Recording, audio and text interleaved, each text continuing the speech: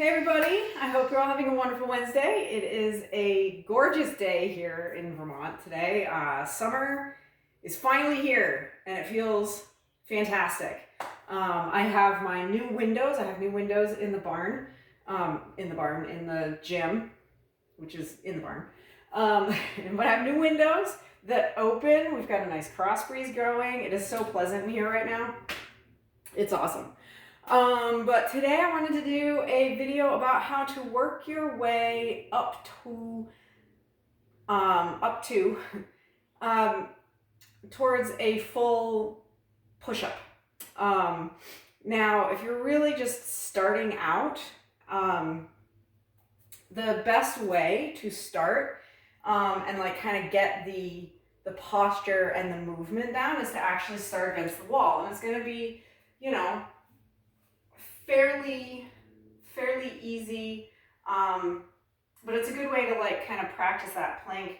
And practicing plank is a really good way because to also work your way up towards, I'll get into that, but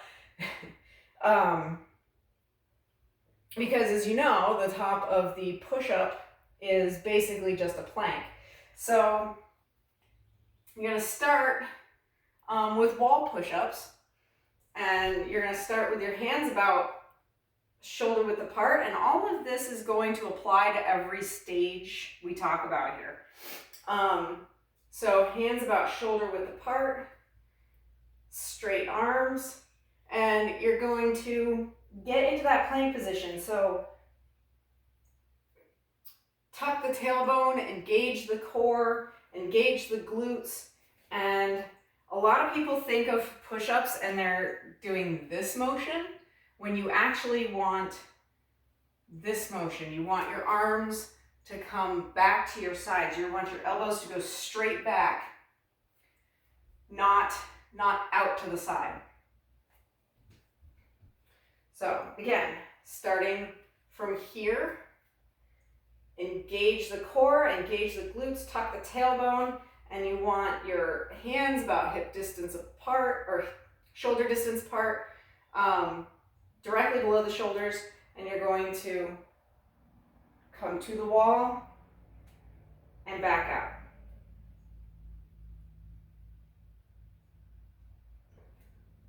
It's going to be a little difficult to get that, you know, that motion of your elbows coming straight back on the wall, but just don't put them out to the side. You want them to just bend. You know, and the other and keeping your hands at your shoulder distance will help to remind you not to let your elbows go out, because it's going to be a little tough on the wrists.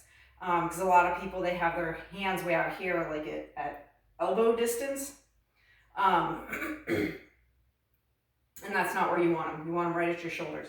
So as you can make these wall push-ups a little bit more difficult by coming further out.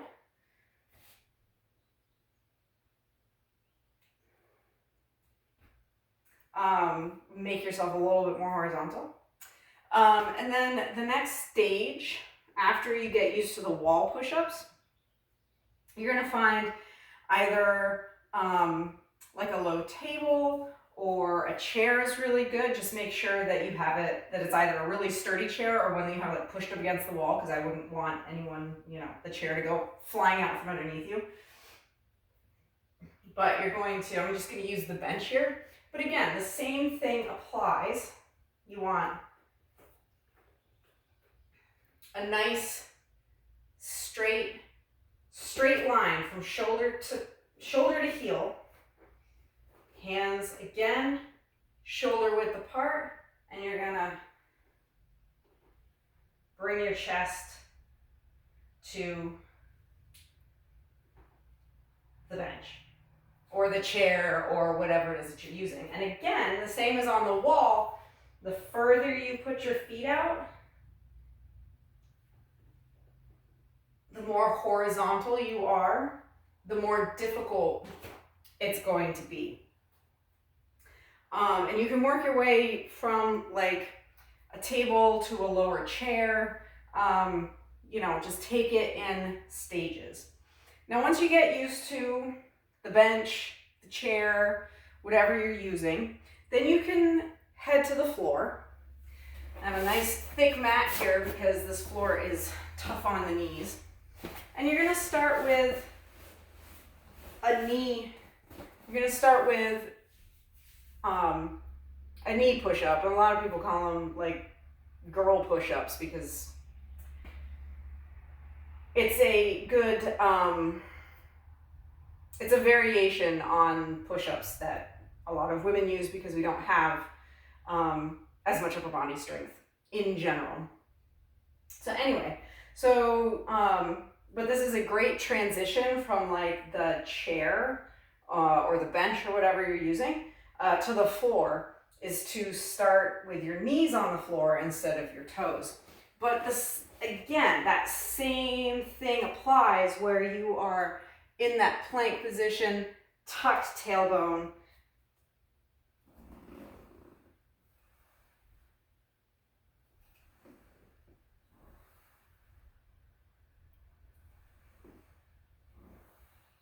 You want to move as one unit. You don't want to get to here and then push up like that.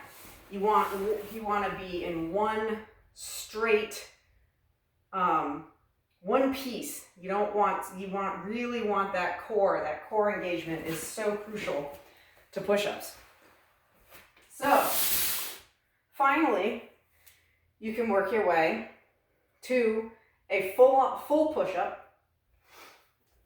You start in a good plank position, tailbone tucked, straight from shoulder to heel, and you're gonna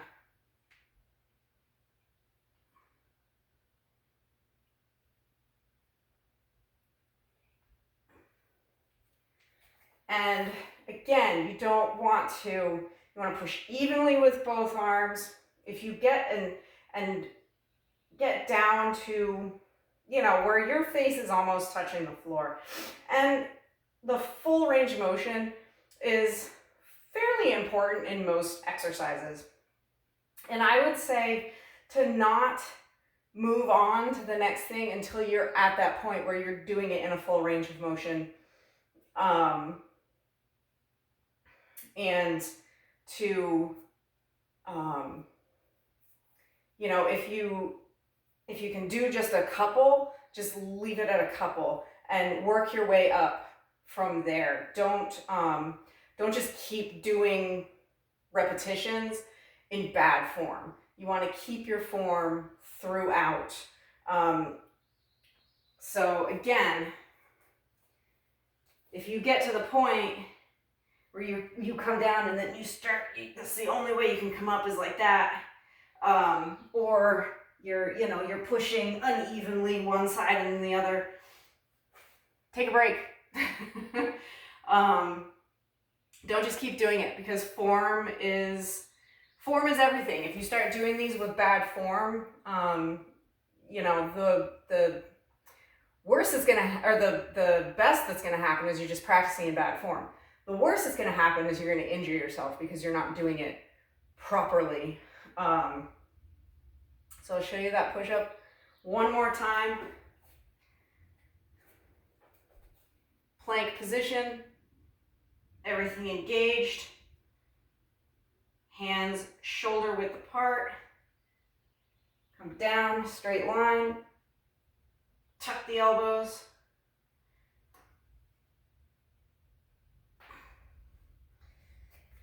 and there you have it. And you know, it can take, depending on where you're starting from, if you're starting, you know, if you're kind of used to weightlifting a little bit, but you've never really practiced push-ups, you can start at different stages. You don't have to start necessarily with wall. But if you're brand new to all of this stuff, wall push-ups are a really good place to start, and then work your way up, and you'll eventually get there. And also, and practicing planks themselves to really get that core position. And the biggest thing to remember with planks is most people, what happens is they start to sag in the lower back because they can't keep their tailbone tucked. So if you're going for time, stop when you feel any discomfort in your lower back, because that means that your lower abs are no longer engaged and you're not protecting your lower back, and there's no point in practicing a plank like that. There just isn't. So just remember to, and if you do feel any discomfort in your lower back in the plank position, tuck that tailbone, bring the pelvis, because what's happening is your pelvis is kind of tilting forward, tilt it back. And if you can't do that, then it is time to quit the plank, because that just means that your core is no longer engaged, and the whole point of the plank is to get that core engagement. So I hope that you enjoyed this video. If you did, please hit the like button. Please share this video and subscribe to my channel. And you can also find me on Facebook and Instagram as well. It's all Westfold Health and Fitness. And I will see you all next time. Bye.